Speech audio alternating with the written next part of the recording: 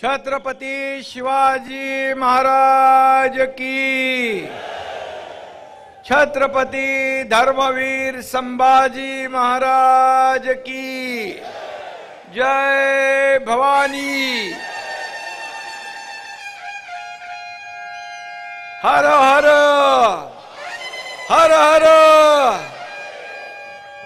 आई अंबाबाईच्या चरणी कोटी कोटी वंदन।